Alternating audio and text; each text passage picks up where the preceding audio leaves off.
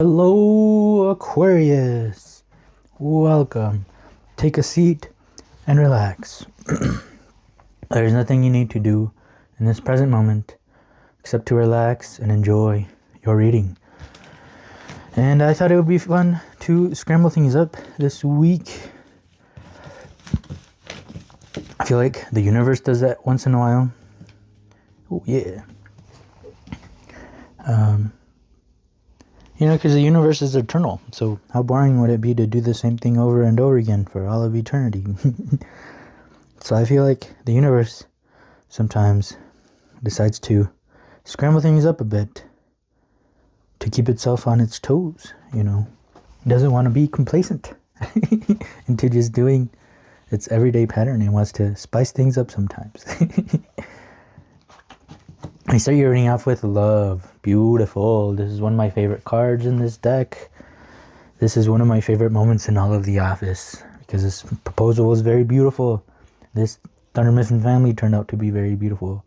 This whole scene, this whole episode was very beautiful, and that is what love is. Love is beautiful. Love is what makes it all worth it in the end. All of the pain, all of the tears, all of the struggle, all the darkness, it is also worth it when you find love. Love is the whole point. It seems very obvious.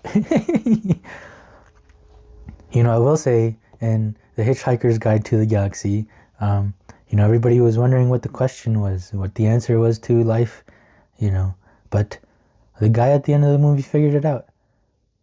He figured it out, and I suggest watching that movie because it's very good. Oh, the High Priestess with guilt. Oh, energy got switched up around from that love. Okay, so there is a guilt. I think the High Priestess is here to say that it's a hidden guilt, that it's a guilt that you have shoved down, that you have shoved down and piled things on top of it to make it look pretty. Oh, look at that. Yeah, there's flowers up here, and then there's all the guilt down here. Because the High Empress she is quiet. She is not loud. Because she knows if she's loud, it's not going to help at all. Because when people don't want to help themselves, they are going to ignore you. They're going to put you aside and they're going to totally block you. So the more she yells, she's not going to be helping anymore than she could, because the person doesn't want to be helped, right? The person is literally just closing their eyes and saying, nope, you don't exist. So the High Priestess is very quiet because she knows the only way she can help is when the person wants to be helped. And when the person wants to be helped, they will become quiet. They will try to listen. They will listen to any solution somebody might bring upon them. But they are quiet because they want something different. They want some change. They want something else to happen in their lives. And they are willing to listen. They are willing to listen to this High Priestess who knows that even if she whispers, if you are willing to listen, you will hear this High Priestess above everything else, and it's going to be loud. It's going to feel loud. It's not going to be loud. She's still going to be whispering, but to you it's going to be loud because the most important thing is that you are the one that wants to be helped, right? And if you do, you will hear this solution from the High Priestess. Ace of Discs with the 7 of Discs. Okay, I feel like the this is very similar to the other readings as well, I think, for the other air signs. Because Ace of Discs, this feels like all potential. This is straight up potential. The ace cards are like the gods of each element. This gods, right? But that means that they are nothing, because God is nothing, right? Nothing created the universe. But when you are nothing, you have the possibility to be anything. If you are Ultra Instinct Goku, it's kind of hard to be something else when you are Ultra Instinct Goku. But if this was nothing, This could turn into Vegeta. This could turn into anything that it wants to be. But when we define something, that's what it is. That it can't be anything else. But when something is nothing, it can be anything. If I have a whiteboard and there's nothing on it, it's empty, it's clear, I can literally draw anything I want in the world on that whiteboard. If there is a whiteboard and there's a huge dragon, very detailed and beautiful, drawn on this whiteboard, well, if I draw something over it, it's gonna be a mess. It's gonna be all, you're not even gonna be able to figure out that there's a dragon in there, and you're not gonna be figuring out what I drew on it as well. So it's kind of a mess. So if there's already a dragon on it, right, I can erase it back to nothing. That way I can make the whiteboard into anything I want to again.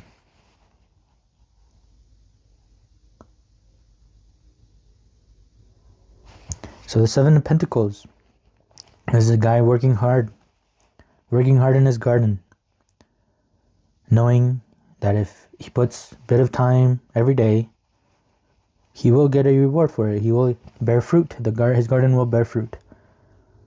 This means it's going to take some time. Because the discs is the slowest element as well. The discs is the things we can see compared to the things that we can't see. The way I like to compare it is like what are those dreams called? Lucid dreaming. I don't think I've experienced lucid dreaming, but you know, with lucid dreaming, I mean, you think something and bam, it's there, right? You think something, bam, it's there. And that's the air, the things you can't see. But the pentacles, the things you can see, are different. They take time. A baby growing up takes many years. A plant to bear fruit takes months. Things happen slowly. Things happen with time, right? In lucid dreaming, there is no time. So things happen, bam, bam, bam, now. But this is something that's going to take time. What is it? I'm not sure. I bet you know. I mean, all these things that I'm describing has to be describing a situation that you are in. So, yeah, I think postponement. Oh, okay. Is it taking time then because you are the one making it take time? And when it actually can just be like boom, boom, boom? See, that's different than the other readings. We have lust. Okay, yeah, this means that you are the one postponing it. You are the one that's making it take its time. Guilt. There is some guilt involved that I don't know if you think you don't deserve it, you aren't ready for it, maybe you screwed it up. I don't know what it is, but it's if this guy doesn't keep working on his garden is never going to bear fruit. Postponement. See, everything can be good, but she doesn't want to jump in. She just wants to stay out here where there is no color.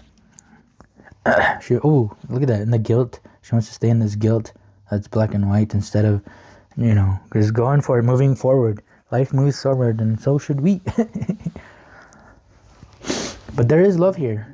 Above everything else, that's what you should focus on, is that there is love here. So there is love inside here.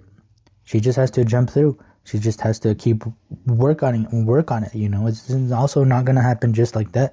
As long as you put in the work, as long as you put in your part, there is love here, and it's going to happen just like that. Because lust is here as well. So lust is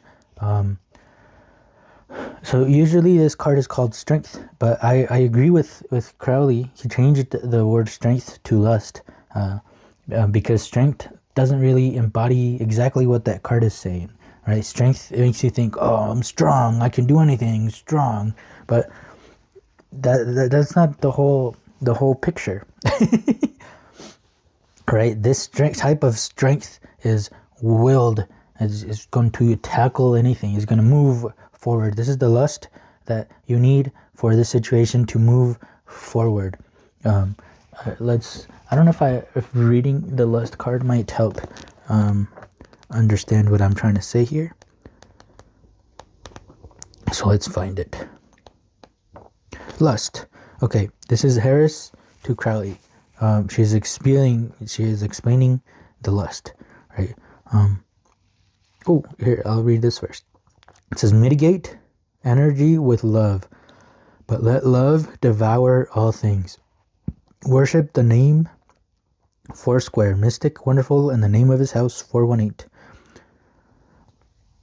It says that this name to be communicated to those worthy of that initiation. Ooh, see, this is the big stuff. This is why I like this book, because there's so many mysteries and things to figure out about life.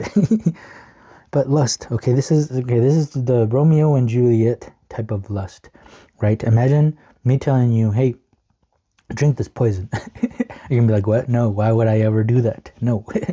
But Romeo and Juliet were put in a position, right, to where it was very easy. I don't know which one faked death first, and then I don't know which one drank the poison to kill themselves because the other one was dead. I think they both did, right? Because then the other one woke up and then saw that was dead, so yeah, also killed themselves. But imagine the strength, the lust that one would have to feel for something, so that drinking poison is none other than just an instinct of, there is no doubt I am going to chase after them. They went towards death. I don't care about dying. I am going to chase after them anyways, right? That is a type of strength that is very different from other type of strength. And this is that lust type of strength. Going after something because with no doubt, even though you're going to go through something horrible, there's no doubt in your mind that you want to chase after that thing. And she describes it, well, you must understand the feeling of it. Now, how do you feel if you see nice chocolates there and you get them and how good they taste? That is a picture of how you feel about those chocolates, right? You see chocolates, you're, oh my, don't even think about it. The way you feel about those chocolates, that's a next type of strength. That's some next level type of strength than just normal, I can lift weights strength. I can go through anything strength, right? And that's how she explained it to a child, because how do you explain lust to a child? So she explained it with chocolate, but the child must understand that feeling of, oh, chocolate, me, I want some candy. Yes, that's lust, and that's a very beautiful type of strength that is apparently needed here for you to say, I don't care. I might make a fool out of myself, but I lust after this thing so much. I love this thing so much. I have so much wonderful energy that nothing can stop me from going after it.